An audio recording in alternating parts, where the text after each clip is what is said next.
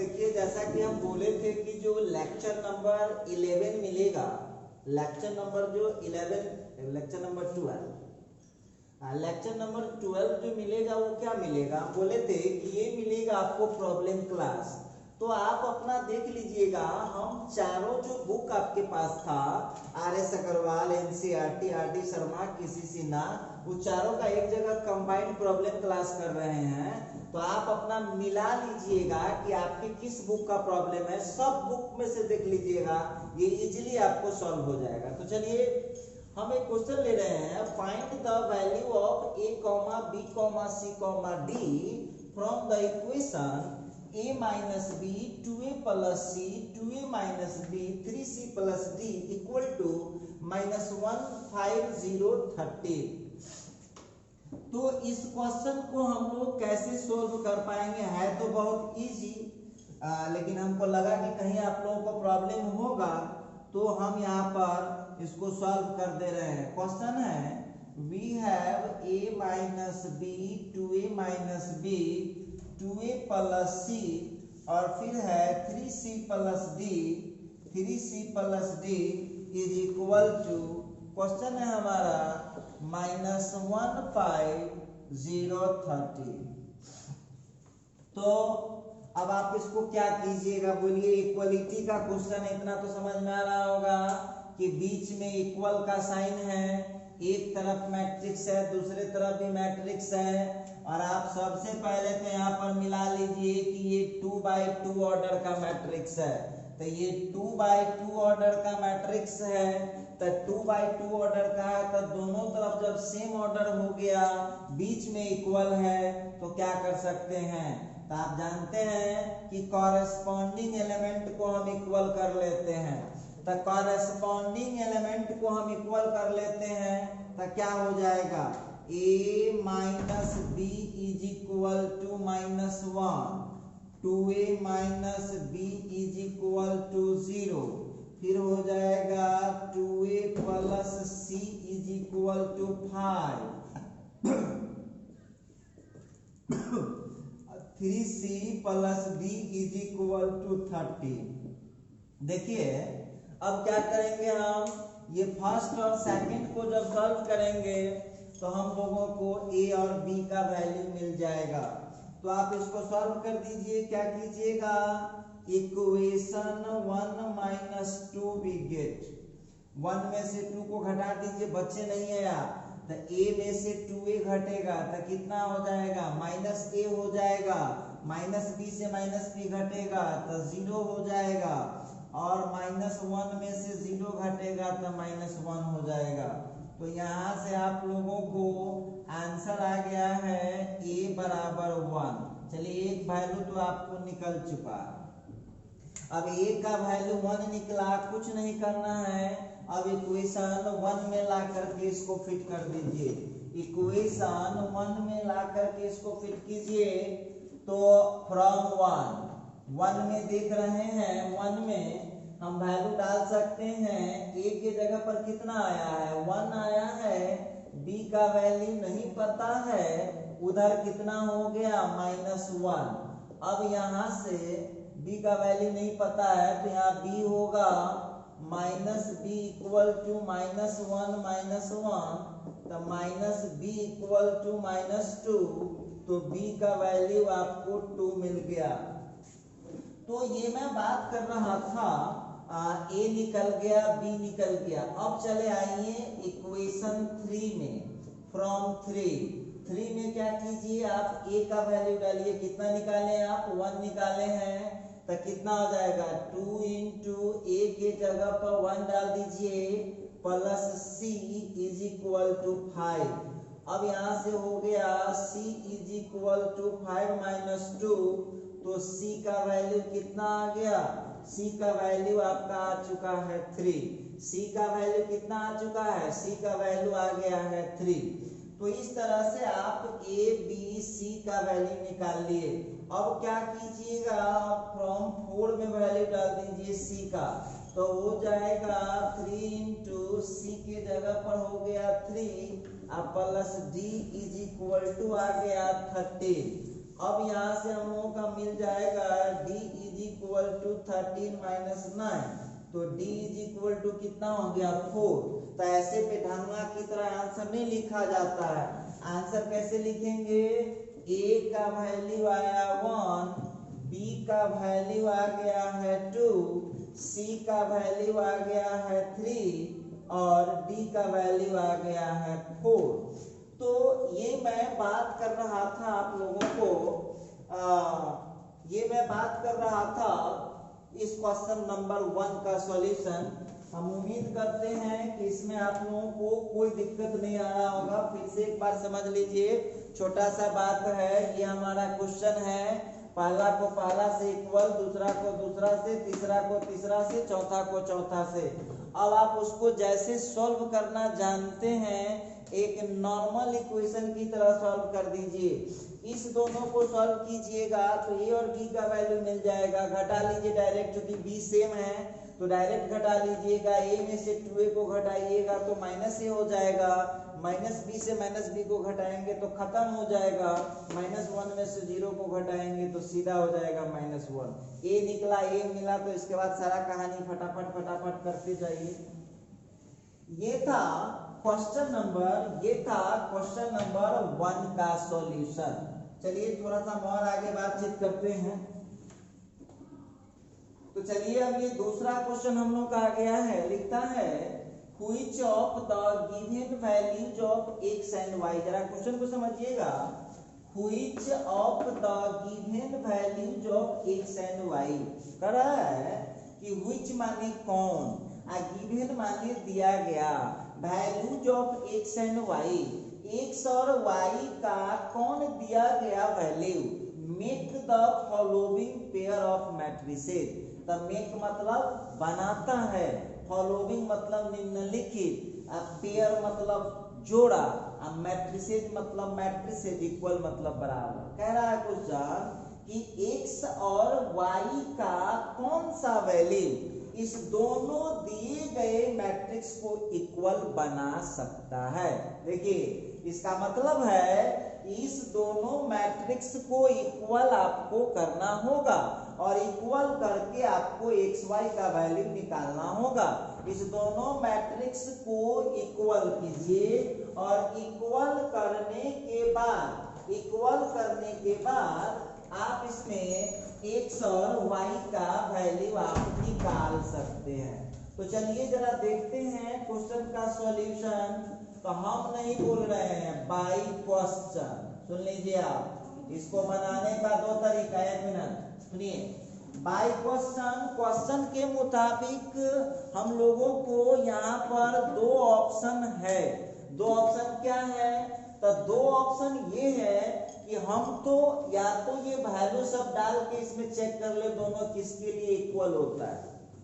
पहला ऑप्शन है x के जगह -1/3 डालिए, y के जगह 7 डालिए, दोनों इक्वल हो गया तो ये आंसर हो जाएगा। b में तो कुछ ऑप्शन नहीं है। इसके बाद c में y के जगह 7 डालिए, x के जगह -2/3 डालिए, कहीं दोनों इक्वल हो जाए। उसी तरह से d में x के जगह डाल दीजिए -1/3 और y के जगह डाल दीजिएगा -2/3, -2/3 डाल दीजिए। और यदि इस दोनों मैट्रिक्स के लिए ये देखिएगा कि इक्वल हो जाएगा, इक्वल, तो आप समझ लीजिएगा कि मैट्रिक्स वहां पर क्या है, मैट्रिक्स वहां पर इक्वल हो जाएगा। तो वक्त बताएगा अभी हम क्या बोले। तो हमारे हिसाब से, मेरे हिसाब से यदि दिमाग लगाइएगा, हमारे हिसाब से तो हम कहेंगे कि आप इक्वल कर लीजिए। अंधेरा में कहाँ तीर चलाते रहिएगा, इक्वल कर लीजिए। एक्स वाई का जो आंसर आएगा तुरंत आपको मालूम चल जाएगा। तो चलिए यहाँ पर देख रहे हैं बाय क्वेश्चन के मुताबिक जो मैट्रिक्स हम लोगों के पास है 3x + 7 y + 1, फिर है यहाँ पर 5 और फिर है 2 - 3x को इक्वल करके चेक करना है कि कौन सा वैल्यू इसके लिए सुटेबल हो रहा है। तो वो तो वक्त बताएगा कौन सा सुटेबल हो रहा है। तो आप सबसे पहले आप देख लीजिए कि मैट्रिक्स वहां पर ऑर्डर इक्वल है कि नहीं, तो बिल्कुल है। ये भी 2 into 2 है, वो भी 2 into 2 है, तो मैट्रिक्स इक्वल है। तो क्या करेंगे, तो पहला पहला के बराबर, तो 3x + 7 = 0 और दूसरा दूसरा के बराबर, ये लिखिए।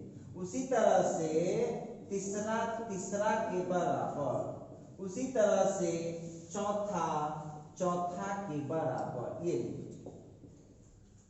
अब आप लोगों के टैलेंट पर डिपेंड करता है, सुनिए, अब आप लोगों के टैलेंट पे डिपेंड करता है, आप लोगों के टैलेंट पे डिपेंड करता है कि इस क्वेश्चन का आंसर आप कितना फास्ट निकाल लेते हैं। तो हम आपसे पूछ रहे हैं, बच्चे नहीं हैं आप, यदि हम 3 का यूज करें, 3 का फ्रॉम 3, अब तो आपके चालाकी पर डिपेंड करता है कितना फास्ट निकालिएगा। 3 का यूज करें तो y का कितना हो जाएगा, 8 - 1, तो y का वैल्यू 7 आ गया। जरा गौर कीजिएगा, y का वैल्यू 7 हो गया। अब उसी तरह से यदि हम 4 को निकाले, फ्रॉम 4 से निकालते हैं यदि, तब 4 से हम निकालते हैं तो कितना हो जाएगा, -3x = 4 - 2 कितना हो गया, 2। तो यहां से आपको x का वैल्यू आ रहा है -2/3। देखिए x का वैल्यू आ रहा है -2/3 और y का जो वैल्यू आ रहा है, y का वैल्यू आ रहा है 7। x का वैल्यू आ रहा है -2/3 और y का वैल्यू आ रहा है 7। अब जरा गौर कीजिएगा सभी आदमी, तो x का वैल्यू आ चुका है -2/3 और y का वैल्यू आ रहा है 7। देखिए एक जगह ऑप्शन दिख रहा होगा, x का वैल्यू -2/3 और y का वैल्यू 7, लेकिन बच्चा ठगा कैसे जाएगा सो बताते हैं। अब हम जरा इक्वेशन नंबर 1 को देखते हैं। हर जगह तो x का सेम आंसर आना चाहिए ना, तो जरा देखिएगा गौर से, यदि हम यहाँ पर उठा लें फ्रॉम 1 से, गौर कीजिएगा, 1 से यदि कैलकुलेशन करें तो कितना हो जाएगा, 3x का वैल्यू हो गया -7, तो x का वैल्यू कितना हो जाएगा, -7/3। अब आप देख लीजिएगा, x का 2 को वैल्यू आ गया, उसी तरह से y का तो हर जगह सेम आ रहा है, 3 से भी निकाला हूं तो सेम आया है, और यदि 2 से भी निकाल रहा हूं फ्रॉम 2, तो y का वैल्यू आ रहा है 5 + 2। अब एक बात बताइएगा, तो x का जो वैल्यू आया है, x का वैल्यू 2 को आ गया -2/3 और दूसरा आ गया -7/3, और y का जो वैल्यू आया है वो y का वैल्यू आ गया है 7।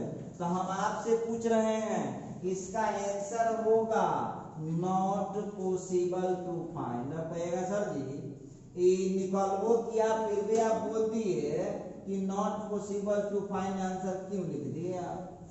अब आप लोग सोच रहे होइएगा कि हमने x का जब आंसर निकला है, x का आंसर निकला है -2/3 और x का आंसर आया है -7/3, अब y का वैल्यू 7, तो आप पहले मिला लीजिए सभी आदमी।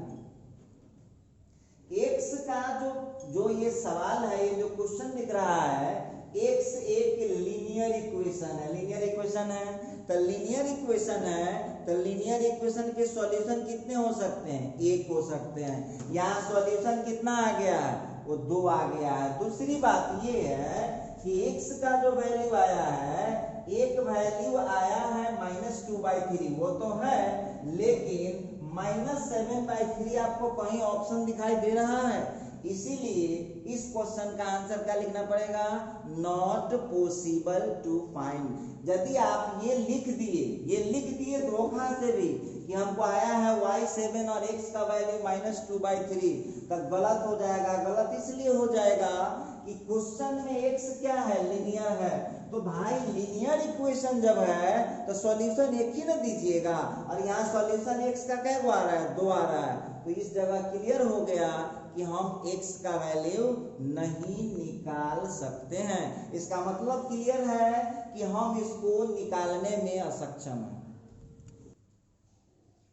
अब देखिएगा तीसरे क्वेश्चन पर बात कर रहे हैं। क्वेश्चन है the number of all possible matrices. पहले क्वेश्चन समझिए, number of all possible matrices, all possible matrices की संख्या ऑर्डर 3/3 बोलता है कि 3/3 ऑर्डर का 3/3 ऑर्डर का जितना पॉसिबल मैट्रिसेस होगा विथ इच एंट्री 0 और 1, मतलब क्लियर है कि 3/3 ऑर्डर के कितने पॉसिबल मैट्रिसेस हो सकते हैं जिसमें केवल 2 एंट्री का यूज करना है 0 और 1। अब देखिए पूछता है कि 3/3 ऑर्डर का 2 एंट्री का यूज करके कितने मैट्रिक्स बनाए जा सकते हैं। तो चलिए, तो सबसे पहले तो आप लोगों को हम इसका बताते हैं डिटेल सॉल्यूशन कैसे कर सकते हैं आप इसका सॉल्यूशन। सबसे पहली बात, इस क्वेश्चन का हम डिटेल सॉल्यूशन, फिर इसके बाद इसका ट्रिक बताएंगे कैसे तुरंत हो जाएगा। एक बात बताइएगा, टोटल एंट्रीज कितना हुआ, टोटल एंट्रीज। तो आप जानते हैं जो ऑर्डर हमको दिया हुआ है, जो ऑर्डर दिया हुआ है उसको हम मल्टीप्लाई कर देंगे तो निकल गया टोटल एंट्री। तो इसको आप कर सकते हैं 3 × 3। आप डायरेक्ट लिख लीजिए ना, वहां पर कितना बाई कितना का है, ये 3/3 ऑर्डर का मैट्रिक्स है, तो 3/3 ऑर्डर का मैट्रिक्स है, तो इसमें टोटल एंट्रीज कितनी हो गई 9। ठीक है, ये टोटल एंट्रीज निकल गया 9। अब जरा गौर कीजिएगा, अब रही बात, देखिएगा ध्यान दीजिएगा, तो अब हो गया फॉर फर्स्ट, देखिए ध्यान दीजिएगा, तो पहला एंट्री के लिए 9 एंट्री है ना, तो फॉर फर्स्ट एंट्री, पहला एंट्री के लिए भी 2 ऑप्शन आपके पास है बस। पहला एंट्री के लिए भी 2 ऑप्शन है, कहेगा सर 2 ऑप्शंस कैसे हैं, तो ये फर्स्ट एंट्री के जगह पर या तो हम 0 यूज कर सकते हैं या तो हम 1 यूज कर सकते हैं, तो 2 ऑप्शन हो गया। सेकेंड एंट्री के लिए भी तो उतना ही ऑप्शन है, सेकेंड एंट्री में भी 0 1 में से कोई आ सकता है। उसी तरह से थर्ड एंट्री के लिए भी 2 ऑप्शन है। उसी तरह से हम देख रहे हैं कि सभी के लिए जो 9th एंट्री होगा, जो 9th एंट्री होगा उसके लिए भी कितना ऑप्शन होगा, उसके लिए भी हम देख रहे हैं कि 2 ऑप्शन ही होगा। तब एक बात बताइएगा, तो टोटल पॉसिबल मैट्रिसेस कितना हो जाएगा, दिमाग लगाइएगा। तो टोटल पॉसिबल मैट्रिसेस, पहला के लिए भी 2 ऑप्शन, दूसरा के लिए भी 2 ऑप्शन, तीसरा के लिए भी 2 ऑप्शन, और यही करते करते चले जाएंगे कहां तक हम लोग, 9 तक। तो 2 को 9 टाइम मल्टीप्लाई करेंगे तो कितना हो जाएगा, 2 को 9 टाइम मल्टीप्लाई करेंगे तो कितना हो जाएगा 2 to the power 9, और 2 to the power 9 का कितना होता है 512। ये लीजिए। अब देखिए ये जो आप देख रहे हैं ना, ये अब बहुत बच्चा के दिमाग में होगा कि सर ये पूरा एंट्री को आपने मल्टीप्लाई क्यों कर दिया। देखिए परमुटेशन एक टॉपिक है, परमुटेशन उसमें है एक fundamental theorem of counting. Fundamental theorem of counting के हिसाब से जितने भी एंड है ना, उस सब का यदि टोटल निकालना होगा तो इस सारे ऑप्शन को हम गुना कर देते हैं। तो अब आप लोगों को ध्यान देना, ये तो था डिटेल सॉल्यूशन, लेकिन ये क्या है, ऑब्जेक्टिव है। क्या इतना बनाने जाएंगे, क्या इतना करेंगे ऑब्जेक्टिव के लिए, तो नहीं। अब देखिए इसको हम लोग शॉर्टकट में कैसे, इसका ट्रिक क्या है, इस टाइप का कोई सवाल होगा तो कैसे सोल्व होगा। तो देखिए इसका हम आपको ट्रिक बताते हैं। ट्रिक क्या है, ट्रिक, अब इसका जो ट्रिक होगा तो इसमें हो जाता है total possible matrices, total possible matrices. अब इसका ट्रिक क्या है, इसका ट्रिक पहले समझ लीजिएगा, बहुत इजी है, बहुत इजी है। तो हो जाएगा number of given entry,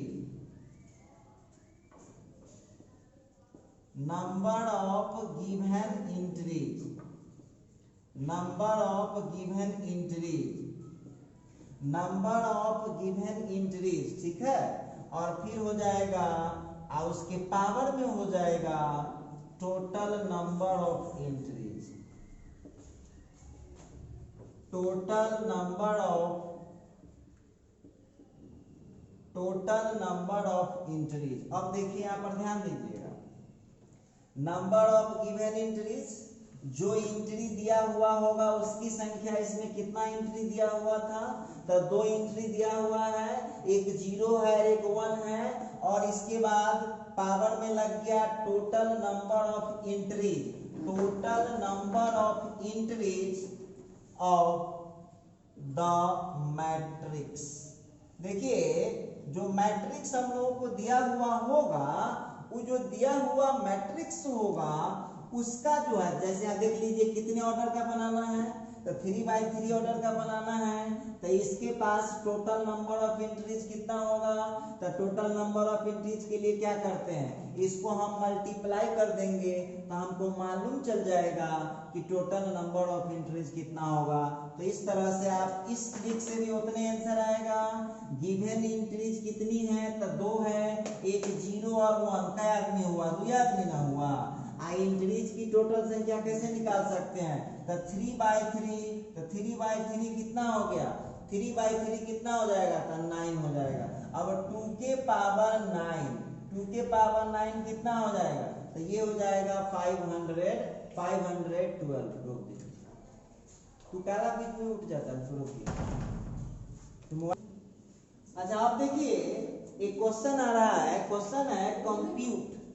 compute का मतलब होता है गणना करें। Compute cos square x sin square x sin square x cos square x plus sin square x cos square x cos square x sin square x। जरा ध्यान दीजिएगा, तो बोलता है कि इस क्वेश्चन को सॉल्व कीजिए, कैसे सॉल्व आप कर सकते हैं। तो चलिए जरा हम देख लें। तो सबसे पहले तो लिखेंगे गिवन दैट, क्या है आपका क्वेश्चन जो है उतार लीजिए।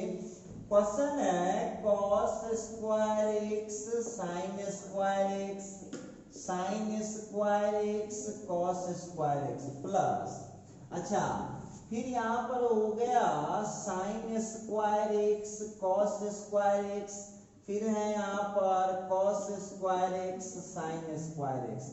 जरा गौर कीजिएगा, इसको जोड़ना है। तो जोड़ने के लिए आप पढ़ के आए हुए हैं कि जोड़ने के लिए सबसे पहले तो देखना पड़ता है कि ऑर्डर सेम है कि नहीं। तो ऑर्डर सेम है या नहीं पहले देखना पड़ेगा। तो ऑर्डर सेम यदि है, ऑर्डर सेम है, देखिए ऑर्डर सेम है, 2x2 का ईबी मैट्रिक्स है और 2x2 का ईबी मैट्रिक्स है, तो हम मैट्रिक्स को जोड़ सकते हैं। कैसे जोड़ते हैं, तो नियम आपको पता है ना, कॉरेस्पॉन्डिंग एलिमेंट को जोड़ देते हैं। पहला को पहला में, दूसरा को दूसरा में, तीसरा को तीसरा में, चौथा को चौथा में। जोड़ दीजिए, पहला को पहला में, दूसरा को दूसरा में, तीसरा को तीसरा में, चौथा को चौथा में। तो क्या हो जाएगा, cos square x plus sin square x, फिर हो जाएगा sin square x plus cos। अपना मन से कोनो कलाकारी नहीं करना है, आगे बढ़िए। वहां पर हो जाएगा sin square x plus cos square x, और नीचे का हो जाएगा cos square x plus sin square x। अब देखिए यहाँ हो जाएगा cos square x plus sin square x का 1, sin square x plus cos square x का 1, sin square x plus cos square x का 1 और cos square x plus sin square x का 1। इस तरह से आप इस क्वेश्चन का आंसर निकाल सकते हैं। अब देखिए हम बात कर रहे थे, एक और क्वेश्चन आ गया, क्वेश्चन नंबर 5 में क्वेश्चन है सिंप्लीफाई। तो simplify cos theta into cos theta sin theta minus sin theta cos theta plus sin theta into sin theta minus cos theta sin theta. तो सिंप्लीफाई का मतलब होता है सरल करें। क्वेश्चन कर रहा है कि इसको सिंप्लीफाई करके बताइए कैसे सिंप्लीफाई होगा। तो देख लो, सबसे पहले तो हमारा जो क्वेश्चन है उसको हम उतार लेते हैं। क्वेश्चन है cos theta into cos theta sine theta और फिर है minus sine theta cos theta plus फिर यहाँ पर हो गया sine theta into sine theta minus cos theta और cos theta into sine theta. देखिए आप लोग खुद समझदार है, याद होगा हम क्या पढ़ाए थे कि जब किसी स्केलर से किसी मैट्रिक्स में मल्टीप्लाई करते हैं तो क्या होता है, इससे प्रत्येक एंट्री में गुना होता है। तो बच्चे नहीं है गुना करेंगे, cos theta into cos theta तो cos स्क्वायर, तो ये हो जाएगा plus minus minus sine theta into cos theta, ये भी हो गया। अब चले आइए cos थीटा में फिर साइन थीटा से मल्टीप्लाई होगा तो ये भी हो गया sine theta cos theta, cos theta में cos थीटा से मल्टीप्लाई होगा तो ये कितना हो जाएगा cos स्क्वायर थीटा। आगे बढ़िए, अब जो हम बात करते हैं साइन थीटा से, अब उसमें मल्टीप्लाई करते हैं तो साइन थीटा को साइन थीटा में मल्टीप्लाई करेंगे तो sine square theta, sine theta into cos theta, फिर हो गया minus sine theta into cos theta और फिर हो गया साइन स्क्वायर थीटा, सीधा हो गया साइन। अब आप लोग बच्चे नहीं है, पहले क्या किए जरा गौर कीजिएगा, सभी सीनियर स्टूडेंट हैं, गौर कीजिए यहाँ पर cos थीटा से हमने पहले इसके टोटल एंट्री में मल्टीप्लाई कर दिया, साइन थीटा से टोटल एंट्री में मल्टीप्लाई कर दिया। और आप बोलिए बीच में क्या चीज का साइन है, प्लस का है, तो प्लस का है तो अब जोड़ना पड़ेगा। तो जोड़ते कैसे हैं, पहला को पहला में, दूसरा को दूसरा में, तीसरा को तीसरा में, इस तरह से आप उसको जोड़ सकते हैं। तो देखिएगा ध्यान दीजिएगा, तो जोड़ेंगे हम तो क्या मिल जाएगा, cos square theta plus sine square theta, फिर ये हो जाएगा minus sine theta into cos theta plus sine theta into cos theta. उसी तरह से आगे बढ़ते हैं तो क्या हो जाएगा plus sine theta into cos theta और यहाँ का हो गया minus sine theta into cos theta और फिर यहाँ पर हो जाएगा cos square theta plus sine square theta. इस तरह से जो है हम इसको ऐड कर सकते हैं। सुनिए अब जरा ध्यान दीजिएगा, आप लोग सीनियर स्टूडेंट हैं, सीनियर स्टूडेंट की तरह इसको जरा जोड़ करके चेक करिएगा। देखिए थोड़ा सा और आगे इसको प्रोसीड करते हैं हम लोग।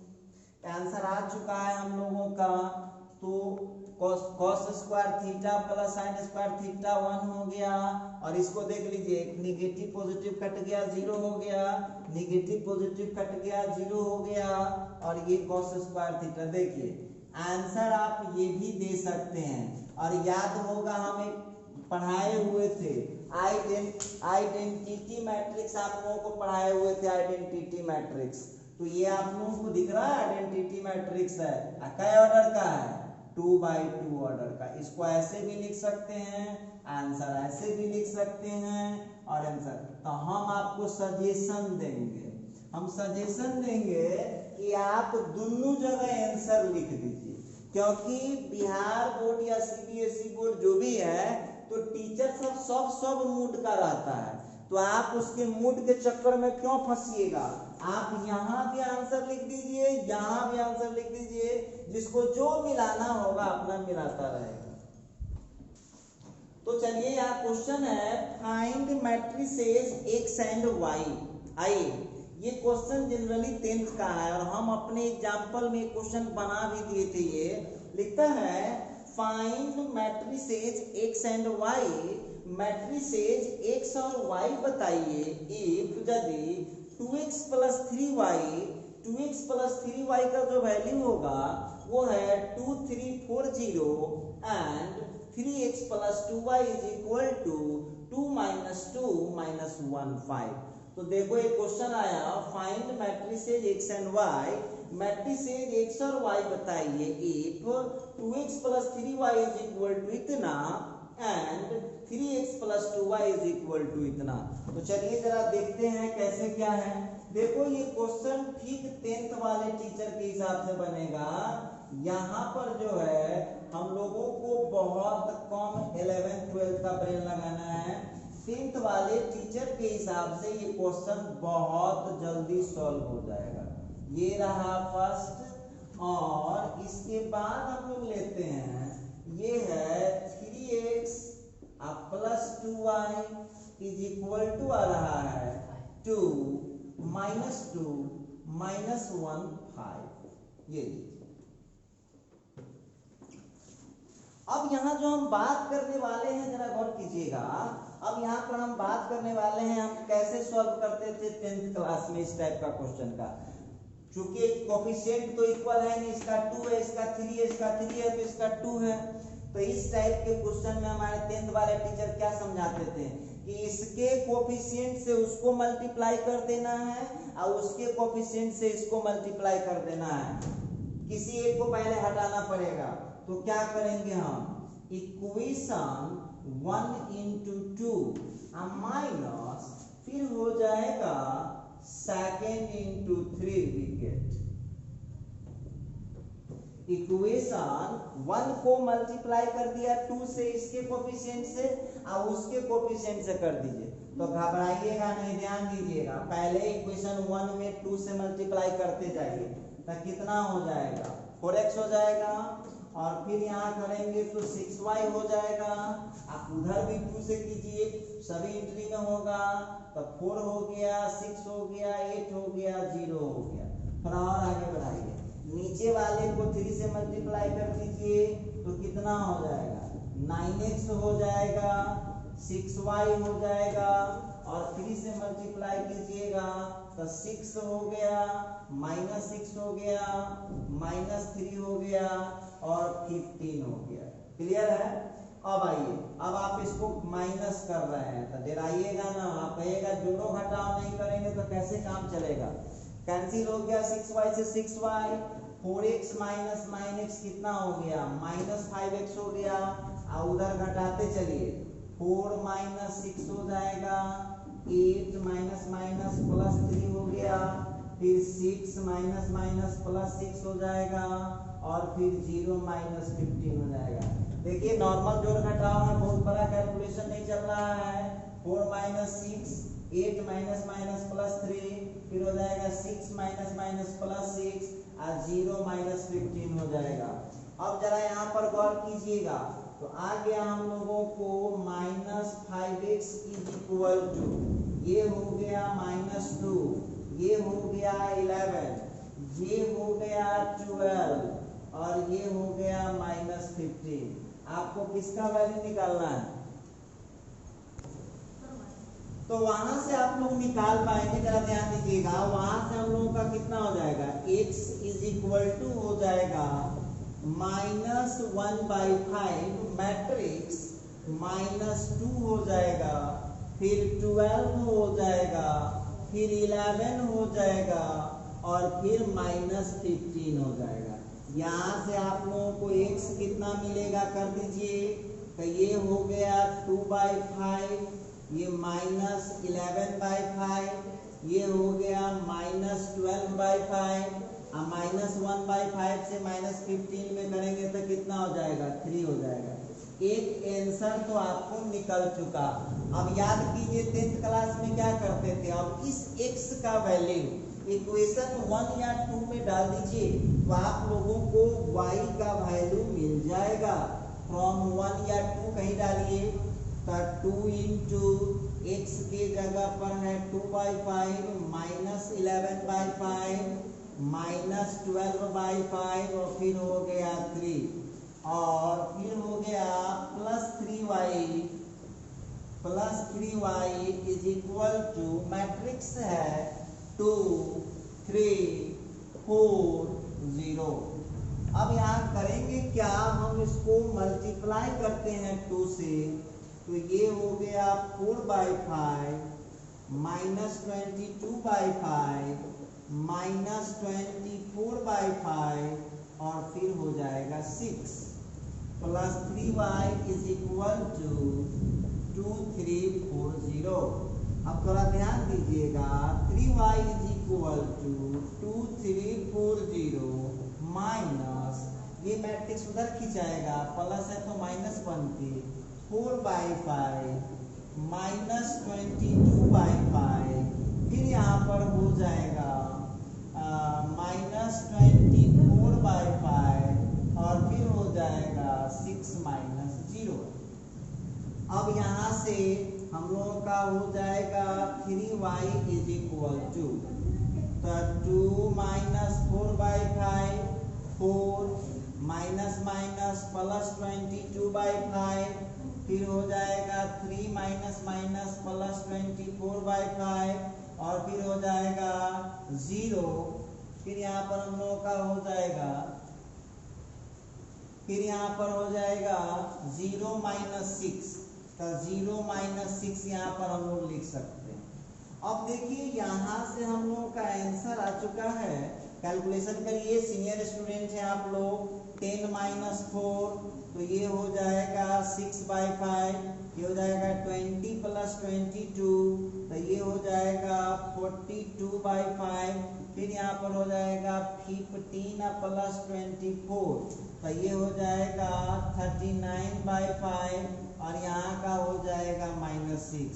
ये चलिए अब हमको निकालना है y बराबर, ले जाइए 1/3 ऑफ 6/5 42/5 39/5 -6। अब इसको यहाँ से मल्टीप्लाई कर दीजिएगा तो 1/3 से करेंगे तो ये 2/5 हो जाएगा, ये 14/5 हो जाएगा, ये 13/5 हो जाएगा और ये -2 हो जाएगा। इस तरह से आपने निकाल लिया है मैट्रिक्स x एंड y। तो देखिए हम लोगों का क्वेश्चन आ गया है, एक क्वेश्चन ले रहा हूं, assume x, y, z, w and p are the matrices of order 2/n, 3/k, 2/p, n/3 and p/k. Choose the correct answer. हमको करेक्ट आंसर चुनना है इन क्वेश्चंस 1 and 2। इसमें दो क्वेश्चन है, ये जो अप्लाई होगा देख लीजिए ध्यान से। x का ऑर्डर कितना है 2/n, y का ऑर्डर कितना है 3/k, w का ऑर्डर कितना है 2/, ये w का ऑर्डर जो है x का ऑर्डर 2/n, y का ऑर्डर 3/k, z का ऑर्डर 2/p, w का ऑर्डर n/3 और p का ऑर्डर है p/k। तो बोलता है चूज द करेक्ट आंसर, तो चूज मतलब चुनिए, करेक्ट आंसर मतलब सही आंसर आपको चुनना है इन क्वेश्चंस 1 and 2। 7 का 1 हो गया, 7 का सेकंड हो गया। आइए फर्स्ट क्वेश्चन ले रहा है, the restriction on n, k and p। n, k और p पर रेस्ट्रिक्शन क्या होगा, सो दैट इस प्रकार की py plus wy will be define, वो डिफाइन हो जाएगा। देखिए समझिए आप लोग, पहले क्वेश्चन समझिए, ऑर्डर सबका ऊपर मालूम है, ये दोनों क्वेश्चन पर एप्लीकेबल है। बोलता है रेस्ट्रिक्शन क्या होना चाहिए, प्रतिबंध क्या होना चाहिए n, k एंड p पर, n, k और p पर, सो दैट इस प्रकार की py plus wy will be define, py plus wy define हो जाएगा। 4 ऑप्शन दिया हुआ है, इसको आप लोगों को सेलेक्ट करना है। चलिए उसी तरह से पहले हम उस क्वेश्चन को सॉल्व कर लेते हैं, फिर दूसरा क्वेश्चन पर आएंगे। तो देखिए ऑब्जेक्टिव क्वेश्चन है, अब भगवान आपको जितना फास्ट ब्रेन दिए हैं उतना जल्दी आप कैलकुलेशन कर लीजिए, वो आपके ऊपर डिपेंड पड़ता है। लेकिन हम तो टीचर हैं, हमको तो सब स्टूडेंट को लेकर चलना पड़ता है। तो देखिए हम लोगों को क्या बोला है कि p into Y plus w into Y will be define होगा। उसके लिए n, k और p पर क्या रेस्ट्रिक्शन लगेगा, तो देखिए ध्यान दीजिएगा। हम लोग पहले क्वेश्चन लिखेंगे, क्वेश्चन क्या है p into Y plus w into Y, और कीजिएगा तो आपको मैट्रिक्स का केवल क्या दिए हुआ, ऑर्डर दिए हुआ है। तब p जो मैट्रिक्स है उसका ऑर्डर कितना दिए हुआ है तो उसका ऑर्डर है P बाई K। बहुत इजी है, बहुत आसान है, टेंशन नहीं लेना है। अब y का देख लीजिए, y का, तो y का आप देख लीजिए ऑर्डर कितना दिए हुआ है, तो y का ऑर्डर वहां से उठा लीजिए, तो y का ऑर्डर है 3 बाई K। बीच में प्लस है तो अपना मन से कोनो उस्तादी न जोड़ दीजिएगा। उसी तरह से जो W दिख रहा है, W, इस W का ऑर्डर कितना दिख रहा है आपको, तो W जो है उसका ऑर्डर है हम लोगों के पास n बाई 3, और उसी तरह से W के साथ y है, और y का जो ऑर्डर हम लोगों को दिया हुआ है वो है 3 बाई K। अब आप लोग कहते रहते हैं कि सर थ्योरी पढ़ने से क्या फायदा है, देखिए क्या फायदा यहाँ दिख जाएगा, क्या फायदा है। तो सबसे पहले इस दोनों में क्या है, मल्टीप्लिकेशन है। मल्टीप्लिकेशन कैसे निकलता है जरा गौर कीजिएगा। तो मल्टीप्लिकेशन का शर्त होता है कि उसके पहले वाले में कॉलम की संख्या दूसरे वाले में रो की संख्या के बराबर होना चाहिए। पहले वाले में कॉलम की संख्या दूसरे वाले में रो की संख्या के बराबर होना चाहिए। तो देखो पहले वाले में कॉलम कितना है k, और दूसरे वाले में रो कितना है 3। तो पहला आंसर आ गया k इज इक्वल टू 3। उसमें खोज लीजिए k इज इक्वल टू 3 कहाँ है, ढूंढ लीजिए आप। k इज इक्वल टू 3 आपको दिख गया, कितने जगह पर है, एक जगह पर है। यहाँ देख लीजिएगा k के जगह पर 3 एक जगह आपको मिल चुका है, दूसरे जगह कहीं k बराबर 3 दिख रहा है। चलिए आंसर तो आ गया, ये फाइनल हो चुका है। इस क्वेश्चन का आंसर इतना होगा। लेकिन चलिए थोड़ा और आपको नॉलेज बढ़ाते हैं, आंसर तो मिल चुका। देखिए ध्यान दीजिएगा, हम मल्टीप्लिकेशन में कल पढ़ाए थे, पहले में कॉलम की संख्या दूसरे में रो की संख्या के बराबर होना चाहिए। तो k का वैल्यू कितना होना चाहिए, 3। आपको ऑब्जेक्टिव बनाना है, आंसर थोड़ी बताना था। आगे बढ़िए।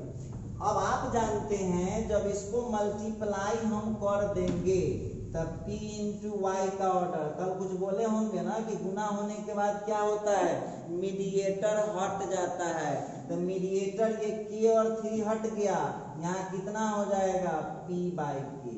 क्लियर है यहाँ पर। अच्छा आइए, क्योंकि अब ये दोनों इक्वल हो गया ना, यहाँ तो इक्वल कर दिए k का, तो आप जानते हैं कि मीडिएटर हट जाता है। अच्छा अब बढ़िए, अब उसको मल्टीप्लाई करते हैं w इंटू वाई। तो w इंटू वाई को करते हैं तो उसमें जरा मिला लीजिए क्या है, जरा गौर कीजिएगा। तो w इंटू वाई को देख लो, पहले में कॉलम की संख्या दूसरे में रो की संख्या के बराबर होना चाहिए था, है पहले से, कोई दिक्कत की बात नहीं है। तो इसका आंसर कितना हो जाएगा, इसमें मीडिएटर को हटाइए तो कितना हो जाएगा, n बाई k हो जाएगा। ठीक, अब आप बताइए बीच में कथी है, प्लस है कि इंटू है, तो प्लस है। प्लस वाले में ऑर्डर क्या होता है, सेम होता है। प्लस वाले में ऑर्डर क्या होता है, सेम होता है, जरा गौर कीजिएगा। तो k बराबर k तक ठीक है, तो आंसर निकालने के लिए क्या करना पड़ेगा, यहाँ पर p बराबर n होना चाहिए। बीच में प्लस है तो प्लस में आप क्या जानते हैं, प्लस में ऑर्डर सेम होना चाहिए। तो प्लस में ऑर्डर सेम होना चाहिए तो k के बराबर k तो है, तो p के बराबर कितना होना होगा, n। अब मिला लीजिए, उसमें ऑप्शन कोई है कि ना, खोज लीजिए तो कोई ऑप्शन है, खोजिए ना, देखिए ना, पहला क्वेश्चन बना रहे हैं, है ना, k का वैल्यू 3 और p का वैल्यू n। एक बार फिर समझ लीजिए, once again, p into Y में हम जानते हैं पहले में कॉलम की संख्या दूसरे में रो की संख्या के बराबर होना चाहिए। तो k का वैल्यू 3 हो गया, फाइनल है, आंसर तो इसी पर मिल जाएगा। अब इस दोनों को मल्टीप्लाई करते हैं तो मीडिएटर हट जाएगा, क्या हो जाएगा, p इंटू वाई का ऑर्डर हो जाएगा p बाई k। आगे बढ़िए, वहां पर w इंटू वाई के लिए पहले में कॉलम दूसरे में रो के बराबर है। क्लियर है। अब हम इसको जब मल्टीप्लाई करते हैं तो w इंटू वाई का ऑर्डर हो जाएगा n बाई k। बीच में प्लस का साइन है तो प्लस के साइन के लिए आप खूब बढ़िया से जानते हैं कि उसका ऑर्डर क्या होना चाहिए, सेम होना चाहिए। तो k के बराबर k तो ठीक है, तो यहाँ क्या होना चाहिए, p के बराबर n होना चाहिए। तो इसके लिए आपका कौन सा ऑप्शन सही है? तो इसका आंसर कौन हो जाएगा? इसका आंसर ए हो जाएगा। चलिए अब इसी का लेते हैं दूसरा क्वेश्चन। घबराइएगा ना, ऐसे ही विद्यार्थी को पूछता है हाई लेवल एग्जाम में। अब बच्चा सा खाली जोड़ घटाव पढ़ के जाता है। अब देखिए क्वेश्चन नंबर 2 में आते हैं, क्या बोलता है? n का वैल्यू p के वैल्यू के बराबर है। मैं नहीं बोल रहा हूं, ये क्वेश्चन बोल रहा है कि n का वैल्यू p के बराबर है, then the order of the matrix. तो मैट्रिक्स 7x - 5z का ऑर्डर क्या होगा? घबराइएगा नहीं। आइए अब हमको पता लगाना है 7x - 5z का ऑर्डर क्या होगा। तो 7 तो ठीक है, x का ऑर्डर वहां क्वेश्चन में से उठाइए। x का ऑर्डर कितना है यहाँ पर? तो x का ऑर्डर है 2/n, माइनस भी ठीक है, 5 भी ठीक है। और z का जो देख रहे हैं, z का ऑर्डर कितना है? z का तो z जो देख रहे हैं, z का ऑर्डर वहां मिला लीजिए, z का ऑर्डर है 2/p। आपको देखिए, आपको आंसर थोड़ी ना मांग रहा है, वो तो खाली ऑर्डर मांग रहा है, कितना होगा ऑर्डर बताइए उसका। तो इसका जो ऑर्डर आएगा, आप जानते हैं कि बाहर जो डिजिट है वो ऑर्डर पर कोई इफेक्ट नहीं डालता है, जो बाहर 5 है वो ऑर्डर पर कोई इफेक्ट नहीं डालेगा। तो इसका फाइनल ऑर्डर क्या होगा? या तो 2/n ऑर्डर होगा या तो 2/p ऑर्डर होगा। अब बहुत विद्यार्थी कहता है कि सर जी ई कैसे आप समझ गए कि 2/n ऑर्डर होगा या 2/p ऑर्डर होगा? आप लोगों को हम बहुत बार बोले, अभी अभी तुरंत बनाए हैं कि माइनस हो या प्लस हो, ऑर्डर बिल्कुल सेम रखना पड़ता है। तो इस क्वेश्चन का जो फाइनल आंसर आएगा उसका ऑर्डर दुइये को हो सकता है, या तो 2/n हो सकता है या 2/p हो सकता है। तब बहुत विद्यार्थी जो कन्वेंची वाला है कहेगा सर जी ऑर्डर सेम होना चाहिए। तो ऑर्डर सेम कहाँ है? एगो में है 2/p या एगो में है 2/n। अरे भाई तो क्वेश्चन में नहीं दिया है कि n का वैल्यू p के बराबर है, यहाँ पर वो तो दे रखा है ना क्वेश्चन कि n और p दोनों एक ही चीज है। इसका मतलब है कि 2/n और 2/p दोनों एक ही चीज है। तो वहां पर आप लोगों का जो आंसर होगा उसका ऑर्डर क्या हो सकता है? या तो 2/n हो सकता है या तो 2/p। कोई आंसर ऑप्शन में खोज लीजिए, ऑप्शन में खोज लीजिए कि अब ऐसा क्यों हुआ है, क्योंकि वो खुद दे रखा है n का वैल्यू p के बराबर। तो देखिए तो है 2/n है कि 2/p ऑप्शन है? देखिए ऑप्शन यहाँ पर दिख रहा होगा, 2/n है कि 2/p है? 2/p तो है नहीं, ये 2/n ऑप्शन है। ये जो आप लोग देख रहे हैं ये p/2 है ना, देख रहे 2/p अपना मन से समझ लीजिएगा। ये p/2 है, आपको क्या चाहिए? 2/p चाहिए या नहीं तो 2/n चाहिए। तो आपको दिया हुआ है ना 2/n। इस तरह से आप लोग जो है इस सवाल को बना सकते हैं। तो देखिए एक क्वेश्चन आ रहा है, कंसीडर द फॉलोइंग इंफॉर्मेशन। ध्यान दीजिएगा, तब कंसीडर का हिंदी होता है विचार कीजिए। आप फॉलोइंग माने निम्नलिखित, इंफॉर्मेशन माने सूचना को, रिगार्डिंग जो बता रहा है, नंबर ऑफ नोटबुक। अब बिहार बोर्ड के स्पेशल जो स्टूडेंट कहेंगे सर जी नोटबुक कभी जीवन में सुनबे नहीं किए।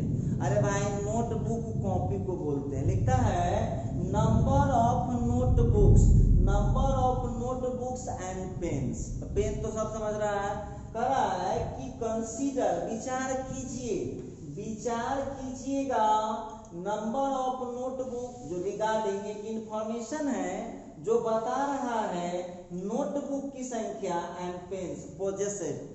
पोजेस्ड का हिंदी होता है के पास रहना, possessed, possessed by Sudha and her 2 friends Saeeda and Shriman. देखिए कहता है कि सुधा कोई लड़की है और उसकी 2 दोस्त है सईदा और श्रीमान। उसके पास कितना पेन है और कितना नोटबुक है उसके बारे में इंफॉर्मेशन यहाँ पर दे रखा है। तो चलिए ये तो जो दिया हुआ है श्रीमन के पास नोटबुक 15 है, पेन की संख्या इतनी है।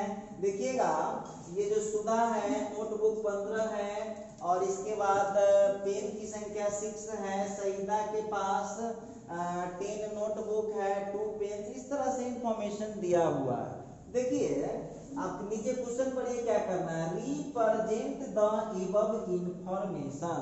रिप्रेजेंट दिखाइए एबव इंफॉर्मेशन।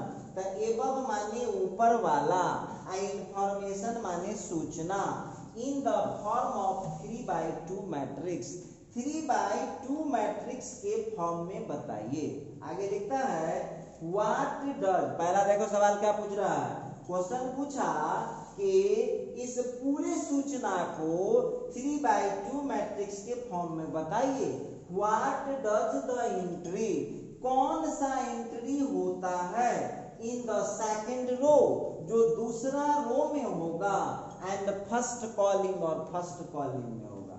तो बहुत विद्यार्थी कहा कि सर जी तो इतना इंग्लिश देख के डर लगता है। देखिए क्वेश्चन में कुछ है, एक डाटा दिया हुआ है, सुधा, सईदा और श्रीमान 3 लड़की हैं जिसके पास कितना पेन है, कितना नोटबुक है, उसके बारे में इंफॉर्मेशन दिया हुआ है। आपको इंफॉर्मेशन लिखना है 3/2 ऑर्डर के मैट्रिक्स में, और बोलता है कि एंट्री क्या होगा जो सेकंड रो अब फर्स्ट कॉलम में होगा। तो चलिए जरा देखते हैं, बहुत सिंपल है, इसको बनाना नहीं है। देखो इसको सिंपल इंफॉर्मेशन लिखना है, तो ये बराबर देख लीजिए, इसको 3/2 ऑर्डर के मैट्रिक्स में लिखना है। तो ये है 3/2 ऑर्डर में, लीजिए ये हो गया 15 13।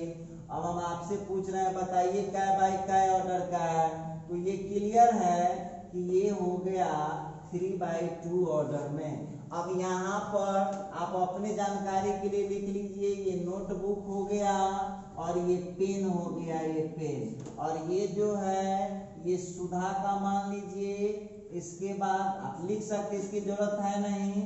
इसके बाद सईदा का मान लीजिए, और ये हो गया श्रीमन का। देखिए 3/2 ऑर्डर में आ गया, 3/2 ऑर्डर में इंफॉर्मेशन है। अब एक आंसर तो यही हुआ, फर्स्ट पार्ट का आंसर हो गया। अब आपसे कौन सी पूछता है, सेकेंड रो में हो, आप फर्स्ट कॉलम में हो, खोजो तो कहाँ है, सेकेंड रो। तो ये रहा सेकेंड रो, वर्क कीजिएगा, ये रहा सेकेंड रो। कौन कॉलम है, फर्स्ट कॉलम। तो सेकेंड रो फर्स्ट कॉलम में कौन आ रहा है, 10, और सेकेंड रो सेकेंड कॉलम में कौन आ रहा है, 2। तो आप देखिए कौन मांग रहा है, तो आपसे मांग रहा है कि सेकेंड रो हो एंड फर्स्ट कॉलम हो। तो आप जानते हैं ना एंट्री को हम स्मॉल लेटर से लिखते हैं, सेकेंड रो हो और फर्स्ट कॉलम हो। कौन आंसर है, इसका आंसर 10 हो गया।